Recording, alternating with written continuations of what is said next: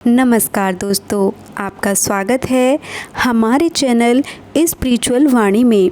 दोस्तों, महाभारत से जुड़ी अनेकों कथा जनश्रुतियों के रूप में प्रसिद्ध हैं। उनमें कुछ का संदर्भ तो हमें मूल महाभारत में मिल जाता है, किंतु कुछ केवल लोक कथाओं के रूप में ही जनमानस में प्रसिद्ध है। आज हम आपको ऐसी ही एक कथा के बारे में बताने वाले हैं, जिसमें महाभारत में वीर गति को प्राप्त सभी योद्धा एक दिन के लिए जीवित हो गए थे। महाभारत के युद्ध समाप्त होने के बाद 15 वर्षों तक धृतराष्ट्र और गांधारी हस्तिनापुर में ही रहे। फिर उन्होंने युधिष्ठिर से वन जाने की इच्छा प्रकट की।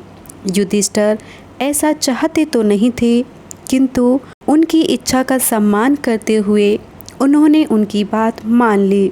उनके साथ विदुर और संजय भी वन जाने को तैयार हुए। फिर कुंती ने भी उनके साथ ही वन जाने का निर्णय लिया। पांडवों को जब ये पता चला कि उनकी माता भी साथ जा रही हैं, तो वे बड़े दुखी हुए, किंतु फिर सबकी सहमति से उन्होंने उन पांचों को सुरक्षित वन पहुंचा दिया और वहां सारी व्यवस्था कर दी। कुरुक्षेत्र में स्थित उस वन में उन्होंने सबसे पहले महर्षि वेदव्यास से दीक्षा ली और फिर पास ही में स्थित ऋषि के आश्रम में रहने लगे। धृतराष्ट्र और गांधारी तप में लीन हो गए और संजय और विदुर सहित कुंती उनकी सेवा करने लगे। फिर विदुर और कुंती भी उन्हीं के साथ तप में लीन हो गए और संजय तन्मयता से उनकी सेवा में लग गए। इस तरह 1 वर्ष बीत गया। इधर युधिष्ठिर के मन में इच्छा हुई कि वो एक बार वन में अपने तात श्री और माता के दर्शन करे।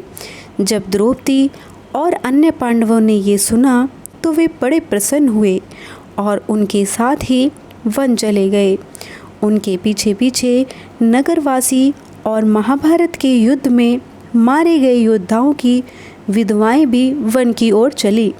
वहां जाकर उन्होंने देखा कि धृतराष्ट्र, गांधारी और कुंती कठिन तप के कारण अत्यंत दुर्लभ हो गए हैं। उन सभी ने उन तीनों और संजय को प्रणाम किया और पूछा कि विदुर जी कहाँ हैं।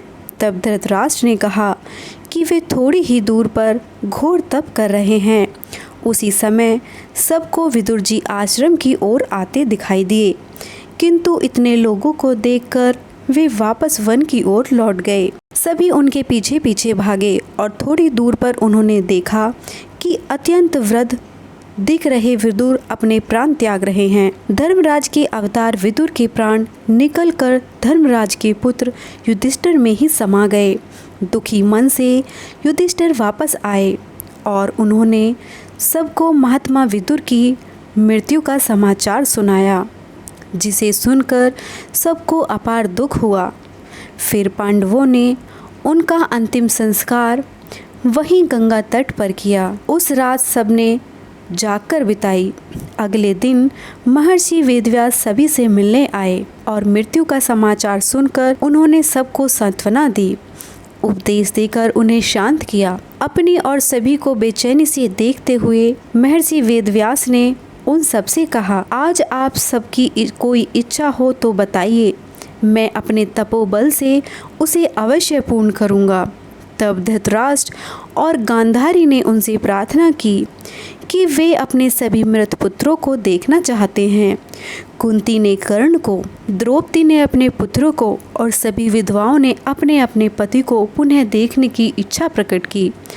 उनकी यह इच्छा सुनकर महर्षि वेदव्यास ने सबको गंगा तट पर इकट्ठा होने और रात्रि की प्रतीक्षा करने को कहा। उनकी आज्ञा अनुसार सभी गंगा तट पर पहुँचे और रात्रि की प्रतीक्षा करने लगे। रात होने पर महर्षि वेदव्यास गंगा में उतर गए और पांडव और कौरव पक्ष के सभी मृत योद्धाओं का आवाहन किया। उनके आवाहन पर महाभारत युद्ध में मारे गए सभी योद्धा जल से निकलकर बाहर आने लगे। महर्षि वेदव्यास ने सभी को दिव्य दृष्टि प्रदान की ताकि वे अपने अपने परिजनों को देख सकें। धृतराष्ट्र और गांधारी, दुर्योधन और अपने अन्य पुत्र, कुंती, कर्ण और द्रौपदी और पांडव उप पांडवों को देखकर अत्यंत प्रसन्न हुए। बाकी सभी लोग भी प्रसन्नता पूर्वक अपने अपने परिजनों से मिले। किसी के मन को कोई दुख या कोई क्रोध नहीं था। इस प्रकार पूरी रात वे अपने परिजनों के साथ बिताकर संतुष्ट हुए और प्रातः सूर्य की पहली किरण के साथ ही सभी योद्धा अपने अपने लोक में वापस जाने लगे।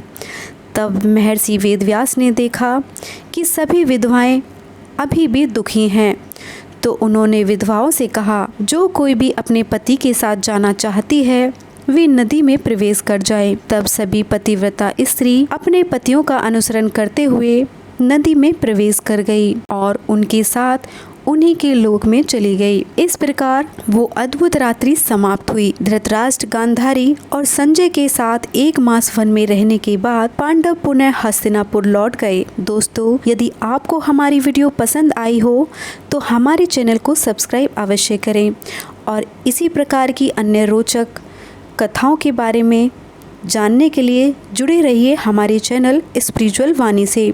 और हाँ, बेल आइकन दबाना बिल्कुल ना भूलें। जय श्री कृष्णा।